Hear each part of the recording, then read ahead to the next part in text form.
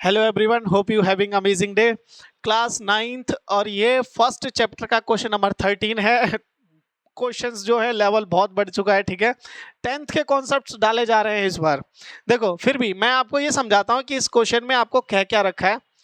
जो एबीसी एक ट्राइंगल है जिसके मिड पॉइंट्स आपको जो है वो गिवन है, जैसे D E F mid points है इस ट्राइंगल के। अब इसमें है क्या कि डी ई एफ के कोऑर्डिनेट्स आपको गिवन है। क्लियर है, डी ई एफ के कोऑर्डिनेट्स आपको दे रखे हैं और आपको ए बी सी के कोऑर्डिनेट्स निकालने हैं। इन द सेंस मैं थोड़ा इसे बड़ा कर लेता हूं, ठीक है, इस तरीके से। क्लियर है, ये मान के चलते हैं डी है, ये आपका ई है और ये आपका एफ है। क्लियर, तो इसके कोऑर्डिनेट्स आपको डी के कोऑर्डिनेट्स हैं 5,1। क्लियर है, और ये ई के कोऑर्डिनेट्स हैं आपके 6,5 और एफ के कोऑर्डिनेट्स हैं आपके 0,3। क्या है? 0,3। तसल्ली से समझना, क्वेश्चंस लेंथी है, ठीक है, ये क्वेश्चन लेंथी है, फिर से बोल रहा हूं।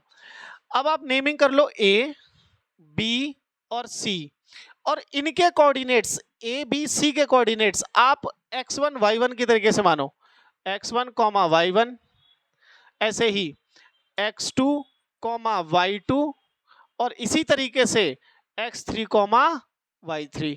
बोलो, समझ में आया? आप यहां पर लिख देना let the coordinates of A B C. यहां लिख लो, चलो, let the coordinates of A, B and C are x1 y1, ठीक है ना, x2 y2 and x3 y3 respectively. Respectively का मतलब होता है कि पहला पहले से मैच करेगा, दूसरा दूसरे से मैच करेगा, तीसरा तीसरे से मैच करेगा। जैसे ए पहले वाले से मैच करेगा, बी इससे मैच करेगा और सी एंड सी किससे मैच करेगा? x3 y3 से। क्लियर है? मैं पेन को थोड़ी सी इसकी थिकनेस कम कर रहा हूं क्योंकि मुझे जगह चाहिए होगी बहुत सारी, ठीक है। चलें भाई आगे। अब जैसे कि हमें ये क्वेश्चन समझ में आ गया है कि क्या करना है, अब मैं इसको थोड़ा सा छोटा कर रहा हूं, ठीक है, बस इतना। अब देखो, फोकस करो, मैं यूज करूंगा बीसी को, एसी को और एबी को। आप AB को, BC को और AC को, चलो सीक्वेंस में करते हैं, A से लेके B, पहले को AB को यूज करते हैं, ठीक है। तो मैं फर्स्ट लिख रहा हूं टेकिंग, ध्यान से समझना, taking F as mid point, taking F as mid point. ये तीन का निकालना पड़ेगा, हम पहले का निकाल रहे हैं, mid point of AB, mid point of AB। Clear है?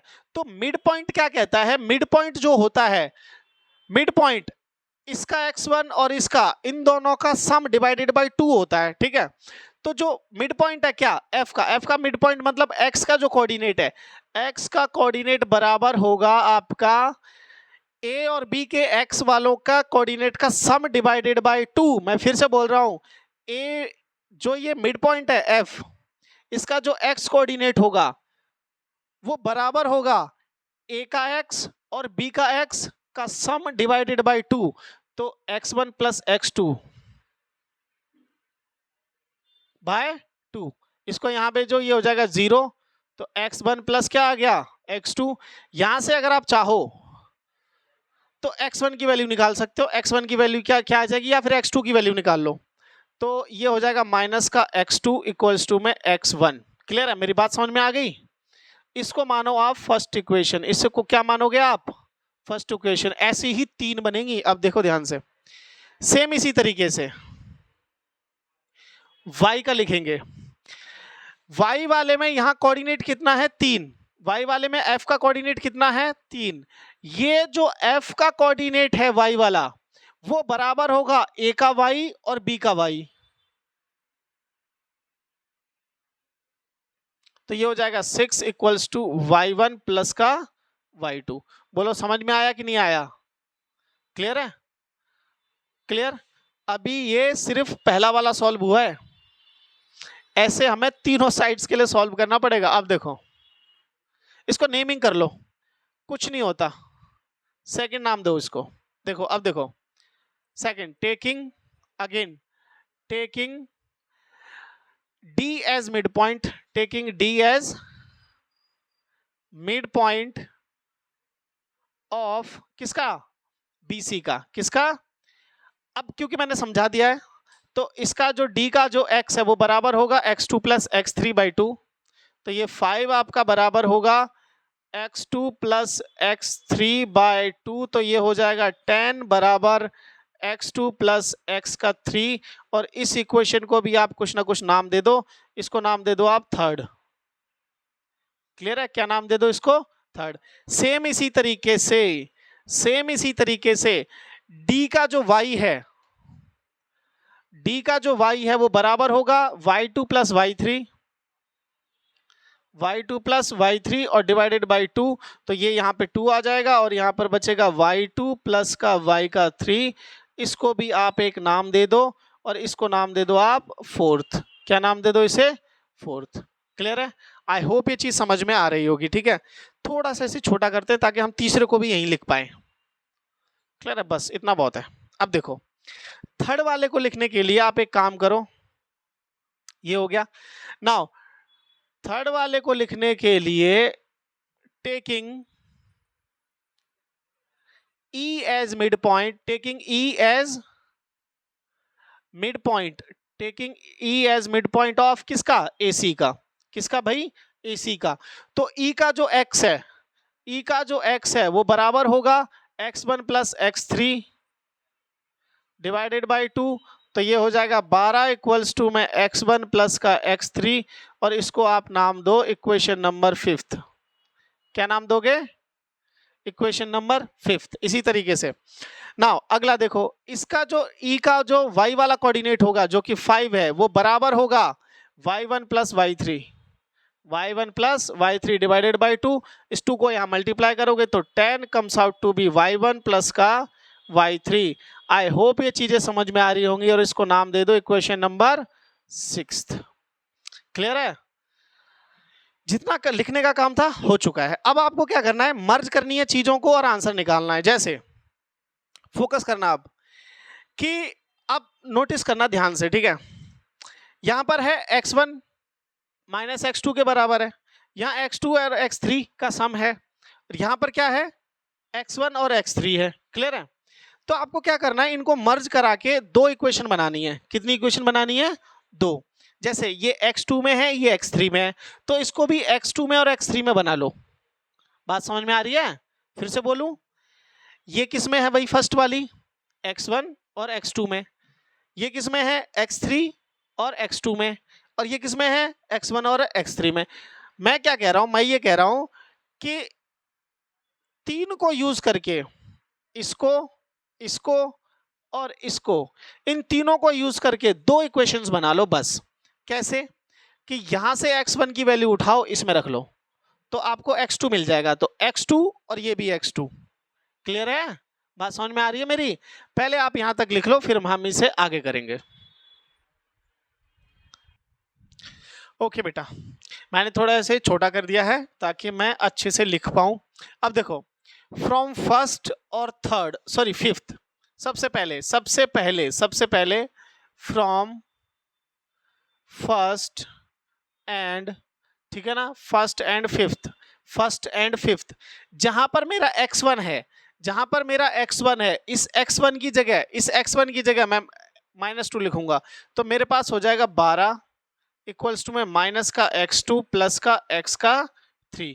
क्लियर है, बात समझ में आ गई। देखो ये जो जहां x1 है ना, ठीक है, और यहां पर x1 है, यहां पर का x1 किसके बराबर है, -2 के बराबर, तो मैंने इसकी जगह x-2 लिखा है। ठीक है, अब ये हो गया।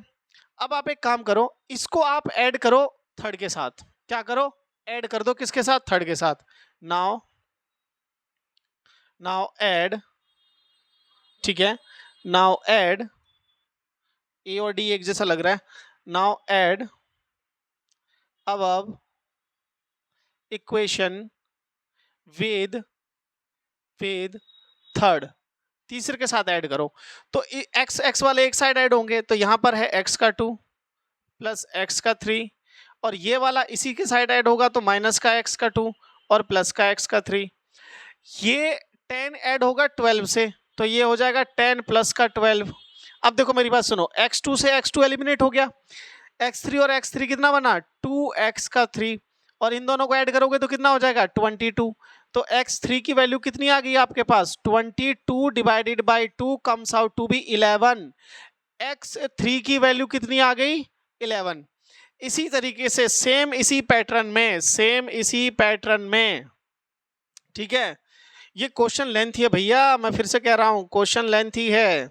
सेम इसी पैटर्न में अगर x3 हमारा 11 है तो अब हम एक काम करेंगे, पुट x3 इक्वल्स टू 11 इन, किस में रखोगे, इसमें रख लो, फिफ्थ में रख लो, या फिर आप जो है वो थर्ड में रख लो। तो इन थर्ड इक्वेशन थर्ड में रखेंगे तो देखो x2 प्लस x का 3 आपका कितने के बराबर था 10 के बराबर था। x3 आपका 11 आया है, x3 कितना आया है आपका 11 आया है, तो यहाँ पे 11 इक्वल्स टू में 10। तो x2 आपका कितना हो जाएगा 10 माइनस का 11, तो x2 आपका कितना आ गया माइनस का 1। अगर आपका x2 माइनस का 1 है तो x1 आप इजीली निकाल सकते हो।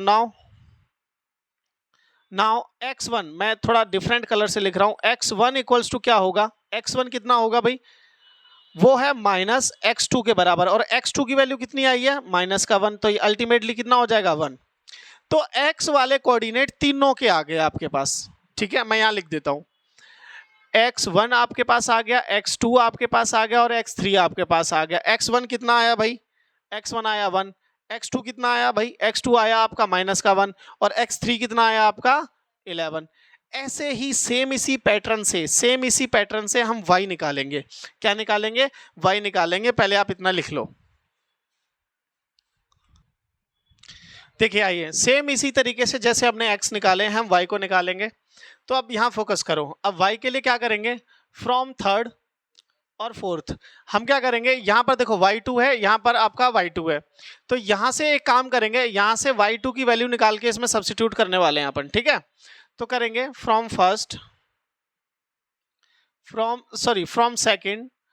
सेकंड से जो आपका y2 है वो कितना आ जाएगा, फ्रॉम सेकंड y2 आपका कितना आ जाएगा, ये y1 इधर जाके माइनस हो जाएगा, 6 माइनस का y1, ठीक है ना, 6 माइनस का y1 from second this put in, इसको किस में पुट करना है, फोर्थ में, किस में पुट करना है, फोर्थ में। तो देखो फोर्थ वाली इक्वेशन क्या है, 2 एज इट इज, इस बार y, अच्छा ये मैंने लिखा नहीं यहाँ पे, ये y2 की जगह इस बार क्या लिखा जाएगा, ये वाला, तो 6 माइनस का y1 और यहाँ पर कितना हो जाएगा प्लस का y3, प्लस का कितना हो जाएगा y3।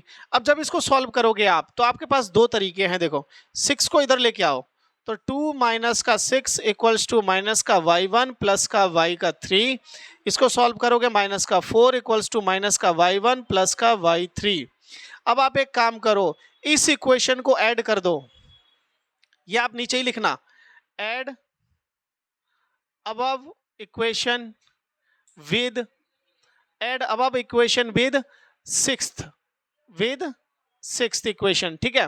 तो देखो ये -4 और ये -10 इधर ऐड हो जाएंगे, 10 माइनस प्लस माइनस का 6, ठीक है ना, ये ऐड हो गए।